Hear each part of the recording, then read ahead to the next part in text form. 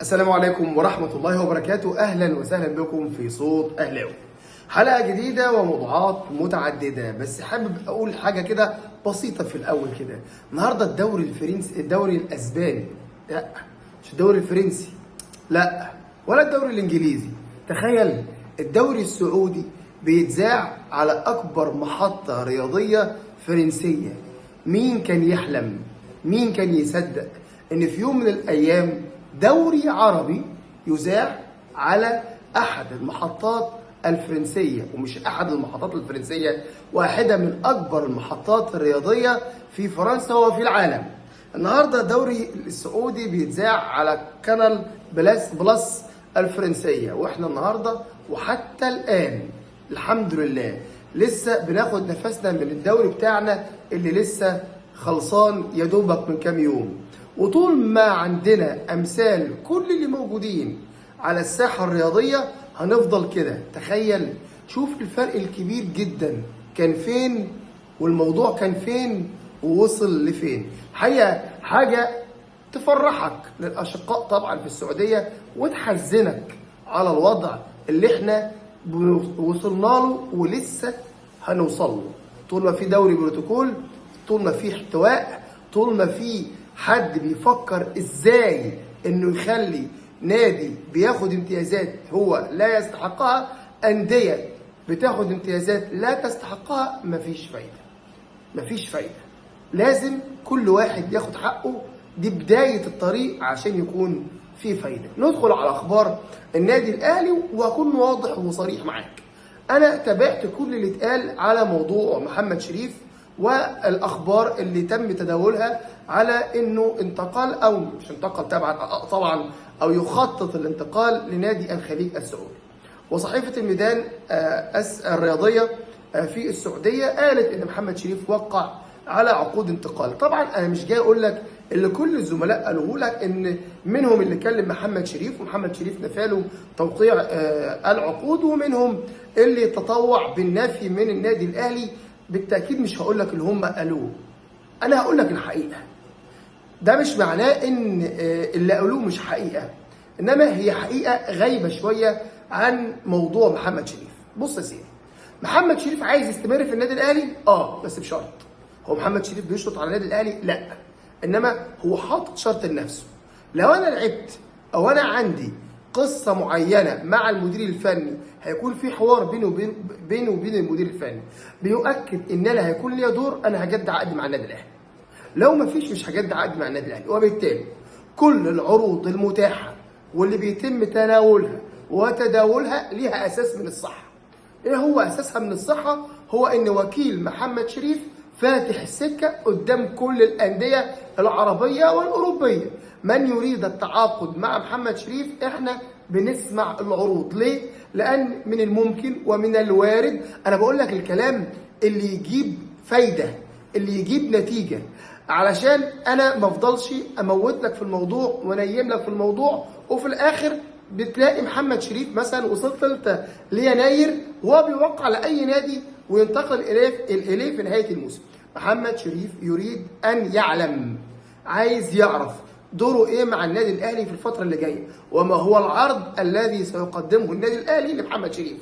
لان اللاعب يحصل الان على 8 مليون جنيه في الموسم، وهو يرى انه يستحق الوصول الى الفئه الاولى، لانه من وجهه نظره انه وهو في اسوأ حالاته وفي اسوأ مشاركاته مع النادي الاهلي هو هداف الفريق في الدوري.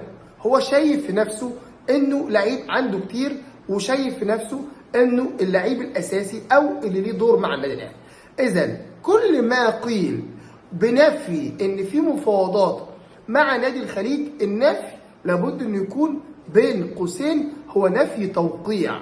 انما في مفاوضات، ايوه في مفاوضات مع محمد شريف، لا مع وكيله اللي فاتح السكه. مع الخليج بس لا، ومع احد الانديه التركيه غير فاتح كراجومروك اللي كان بعت عرض رسمي للنادي الاهلي. هي دي الحقيقه اللي عندي والمؤكده بالنسبه لي في قصه محمد شريف. طب ايه الحل؟ الحل والحدوته كلها لو تفتكر ان انا عملت من 48 ساعه قلت لك المهمه الاصعب من لجنه التخطيط في النادي الاهلي الى خالد بيبو، وهي التجديد لمحمد شريف. على الكابتن خالد بيبو انه يحل هذا الملف، لان فكره الناس اللي هتتكلم يقول لك اصل ايه يعني يروح محمد شريف او يروح الزمالك؟ لا، شئنا ام ابينا محمد شريف هو هداف الفريق. انت متفق او مختلف، هو واحد من اهم الاعمده الرئيسيه اللي بالنسبه لمارسيل كولر. اذا هو لعيب مهم من وجهه نظر المدير الفني، ماليش علاقه من وجهه نظر حضرتك او وجهه نظري انا بتكلم على المدير الفني.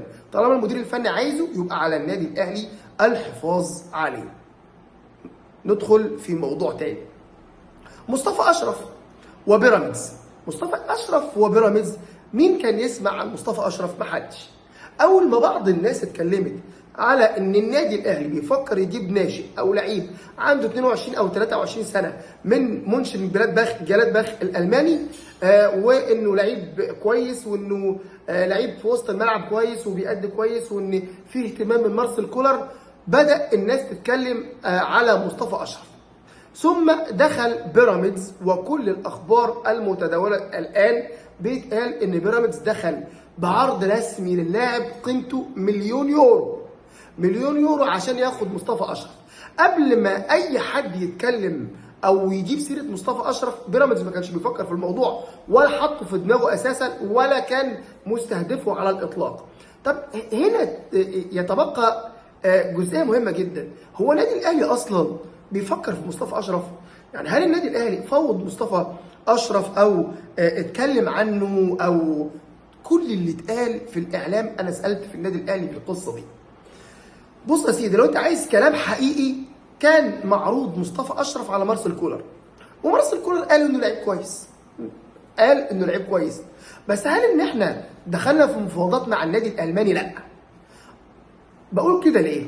لان بيراميدز عايز يعمل اي شيء يقول انه دخل على صفقه للاهلي او خطف صفقه من الاهلي، لانه اوعى تنسى ان بيراميدز ده اصلا كيان تم بناؤه انه نكايه في الاهلي وكراهيه في الاهلي، فهو عايز ياخد اي شيء النادي الاهلي بيجري عليه، زي ما عمل بالظبط في صفقه حصلت ثلاثيه مع نادي فيوتشر. راح جاب محمد رضا بوبو، وراح جاب مهند لاشين ومحمود مرعي بكام؟ ب 140 مليون جنيه، ملايين ملهاش حساب. تيجي تسال بيراميدز ده عشان يدفع في صفقه ثلاثيه 140 مليون جنيه، حقق ايه من ساعه ما طلع؟ ما حققش كاس الصفيح، ولا حتى حقق كاس الكرامه اللي حققه الزمالك. يعني حتى كاس الكرامه ما عرفوش يحققوه. وبالتالي انت بتشوف الفلوس، كميه الملايين، مش هقول لك مئات الملايين، لان انت لو حسبت الفلوس اللي اخذها بيراميدز او اللي طلعها بيراميدز منذ نشأته حتى الان، لا احنا عدينا مليارات. طيب تسال هو بيراميدز عمل ايه في معادله الرياضه المصريه؟ ولا عمل حاجه. هو عمل ايه في منظومه الرياضه المصريه؟ ولا عمل حاجه، بالعكس ده هو بيضر اكتر منه ما بيفيد. هتيجي بتقول لي ده انت بتقول كده عشان النادي الاهلي. يا سيدي مش قصه اهلي ولا قصه اي نادي تاني، انا ما عنديش مشكله. هو بيراميدز ما ضايقنيش في حاجه، بيراميدز اخذ مكان الزمالك في المعادله واضحه في الكره المصريه، الاهلي والباقي بينظر على الاهلي، وبالتالي نادي الزمالك طول عمره كان في مكانه الثاني. مين اللي استفاد من انه دخل منظومه الرياضه المصريه؟ هو بيراميدز، مش اي حد تاني. بيراميدز دخل مكان الزمالك، هو عايز يحط راسه براس باي شكل، حتى لو حط كل الملايين دي. عشان كده انا بقول لك النادي الاهلي مش مهتم بالشكل اللي انت متخيله بلعيب زي مصطفى اشرف، او دفع فيه فلوس كتيره جدا، لان هتلاقي الناس كلها بتقول لك بيراميدز خطف مصطفى اشرف من النادي الاهلي. ده اذا كان بيراميدز هيقدر يجيب مصطفى اشرف خلال الفتره اللي جايه. تاني وتالت ورابع، الاهلي كان او كولر كان شايف انه لعيب كويس، بس مش اللي يدفع فيه كل الارقام دي. التاكيد حتى الان من المسؤولين في النادي الاهلي ان مفيش اي صفقه هتتم في فتره الانتقالات اللي احنا فيها بعد انتقال او بعد التعاقد مع صفقه المهاجم. هو في مهاجم، ايوه، كل التأكيدات من النادي الأهلي حتى هذه اللحظة إن في مهاجم، وإن شاء الله بإذن الله يكون موجود في معسكر النادي الأهلي في النمسا. ده ينقلنا على جزئيه مهمه جدا، وهي جزئيه قندوسي، احمد قندوسي، والعروض الكثيره جدا لاحمد قندوسي. النادي الاهلي تلقى عروض رسميه بالفعل من الوداد المغربي لاحمد قندوسي، ثم بتتكلم على شباب بلوزداد الجزائري، مولوديه الجزائري، المولوديه زد فيوتشر سيراميكا. فيوتشر انسى، الاهلي مش هيدي اي لعيب للفيوتشر، الموضوع منتهي. سيراميكا طبعا، سيراميكا يعتبر عرض الاكبر ماليا حتى الان للنادي الاهلي ولاحمد قندوسي هو عرض سيراميكا كيلوباترا. بالتاكيد الوداد المغربي ما بيدفعش فلوس كتيره، انديه الجزائر ما بتدفعش فلوس كتيره لا للنادي ولا للاعب. احنا دلوقتي بنتكلم في جزئيه مهمه جدا، الا وهي ايه؟ هي ان رغبه مارسيل كولر ايه؟ رغبه مارسيل كولر اعاره احمد قندوسي الى احد الانديه في الدوري المصري عشان يكون تحت عينيه. هو شايف انه لعيب مهم، لعيب كان من الممكن انه يستفيد منه في اي وقت من الاوقات في المواسم اللي جايه، انما هو شايف ان عدد الاجانب دلوقتي محكوم بالنسبه له، والاولويه بالنسبه له انه يكون عنده مهاجم. عشان كده هو طلب بشكل رسمي من المسؤولين في النادي الاهلي ان رحيل احمد قندوسي من النادي يكون على سبيل الاعاره مش على سبيل البيع، لانه هو شايف انه لعيب يجي منه كتير، سنه صغير، والمشاركات المستمره الموسم اللي جاي هيديله فرصه انه يعلي من مستواه. اذا انت بتتكلم في احمد قندوسي قريب من ايه؟ هقول لك، لو انت بتحسبها ماده قريب من سيراميكا كليوباترا، لو اللاعب بيحسبها تاقلم وبيحسبها انه يلعب في بلده، بالتالي من الممكن يكون موجود في الجزائر.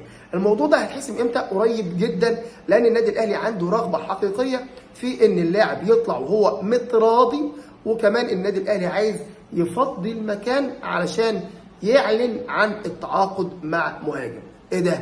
هو هيعلن عن التعاقد مع مهاجم؟ والله وارد، بس لما يطلع قندوسي.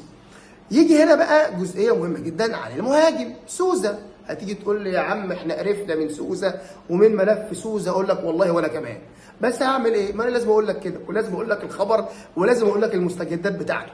سوزا ايه قصته؟ سوزا النادي الاهلي قال له خلاص مع نفسك يابا. يعني ايه مع نفسك يابا؟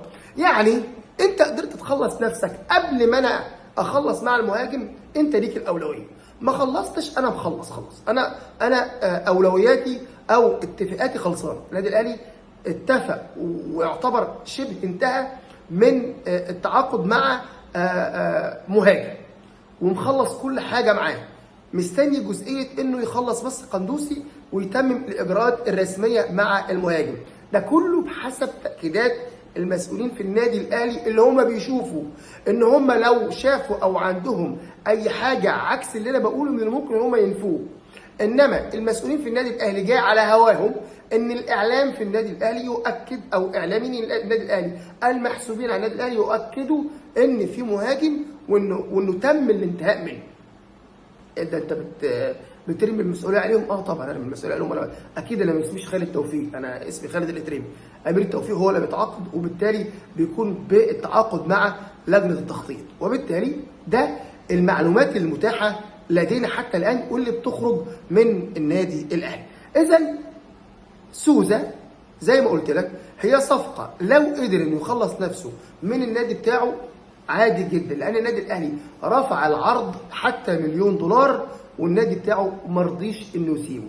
لو قدر انه يقنع النادي بتاعه اعتبر ان سوزا هو الصفقه اللي جايه. غير كده اعتقد ان مش هقول لك خلال 48 ساعه، لا هقول لك اعتقد ان خلال الفتره اللي جايه من الممكن النادي الاهلي يخلص موضوع المهاجم. طيب ده بالنسبه للنادي الاهلي والتفاصيل اللي انا كنت عايز اتكلم مع حضرتك فيها. اخر حاجه بقى في قصتنا النهارده وفي حلقتنا النهارده هي المطالبات المستمره من جماهير النادي الاهلي ان يكون كابتن سيد عبد الحفيظ هو ممثل النادي الاهلي في رابطه الانديه المصريه. عايز حضرتك تحط قدامك حقيقتين مهمين جدا. الحقيقه الاولى ان رابطه الانديه المصريه اللي انت شايفها ديت برابطه المعلم اللي انت شايفها ديت هتبقى موجوده تاني، لا تغيير فيها ولا تعديل فيها. دي كل الانباء اللي وارده، ولان الحاجات دي ما بيتمش فيها الاختيار والتوسع في الاختيار زي ما انت فاهم وزي ما انت عارف وزي ما انت عايز تسمع مني اقول لك ان انت عارف وانا عارف، بس انت محتاج ان انا اقول لك ان انت مش عارف بس انت عارف. دي جزئيه مهمه جدا اللي محدش هيتغير فيهم خالص خالص يعني، ولو اتغير هيكون على هوى بعض الناس او بعض المسؤولين. دي حته حطها على جنب. اذا مفيش تعديلات بالشكل اللي انت متخيله. طب الحقيقه الثانيه ايه؟ كابتن سيد عبد الحفيظ رفض بشكل رسمي ودون نقاش اي منصب في النادي الاهلي في الفتره المقبله. هو شايف انه دوره اللي النادي الاهلي شايفه انه انتهى، هو متفق معاهم خلاص في الجزئيه دي، وهو شايف انه لن يضيف اكثر مما اضافه في الفتره الماضيه، وبالتالي هو عايز يتجه للمجال الاعلامي، لان وجود سيد عبد الحفيظ كممثل للنادي الاهلي في رابطه الانديه مش هيحقق له اللي هو محتاجه في العمل الاعلامي بالشكل اللي انت متخيله. لان سيد عبد الحفيظ لما يشتغل في العمل الاعلامي مش هيكون زي زوما اللي دايما بيستخبى تحت السرير وبيطلع من تحت السرير لما مرتضى بيدور عليه، مش هيبقى زي زوما ابدا، ولا زي الكابتن عماد متعب ما بيكونش عنده موقف حازم قوي يعني زي ما انت متخيل، مش حازم امام، لا موقف حازم يعني هو كده. وبالتالي سيد عبد الحفيظ لما يكون بيشتغل في العمل الاعلامي هيكون ليه توجه وليه اهداف وليه اراء ما يتحملهاش وجوده في اي كرسي او اي منصب، خاصة بقى ان سيد عبد الحفيظ عنده عروض كبيرة من محطات عربية كبيرة، وبالتالي اعتقد ان ظروفه مش هتسمح له، وهو كمان مش عايز فكرة انه تم تكريمه بمنصب او الاعتذار ليه بمنصب. هو شايف ان طالما المسؤولين في النادي الاهلي شافوا ان دوره انتهى يبقى دوره انتهى حتى اشعار اخر. دمتم في امان الله والسلام عليكم ورحمة الله وبركاته.